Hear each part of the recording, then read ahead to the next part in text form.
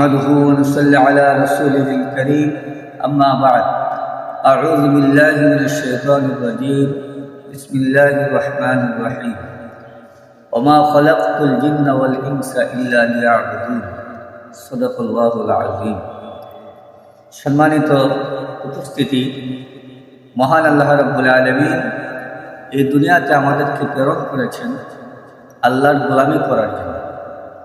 এই জন্য মহান আল্লাহ পাক কুরআনুল কারীমে বলেছেন, ওমা খলাকতুল জিন্না ওয়াল ইনসা ইল্লা লিয়াবুদুন, আমি মানুষ এবং জিন এই দুই সম্প্রদায়কে শুধুমাত্র আমার ইবাদতের জন্য আমি আল্লাহ রাব্বুল আলামিন সৃষ্টি করেছি।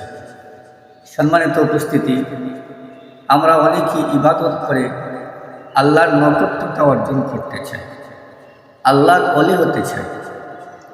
কোনো একটা মানুষ যদি আল্লাহর ওলি হতে চায় তাহলে তার মধ্যে 5টা গুণ থাকতে হবে। কয়টা গুণ?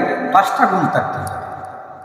1 নম্বর গুণ হলো সমস্ত পাপ কাজ, গুনার কাজ থেকে নিজেকে সংরক্ষণ রাখতে হবে, অর্থাৎ সমস্ত গুনার কাজ ছেড়ে দিতে হবে। 2 নম্বর হলো ফরজ ইবাদতগুলো সময় মতো আদায় করতে হবে। 3 নম্বর হলো ওয়াজিব ইবাদতগুলো ঠিক মতো ঠিক সময় আদায় করতে হবে।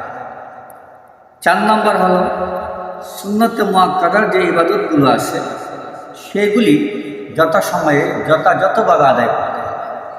5 নম্বর হলো কোনো একটা মানুষ যদি আল্লাহর ওলি হতে চায় তাহলে এই লোকটা বেশি বেশি নফল বন্দেগী করবে।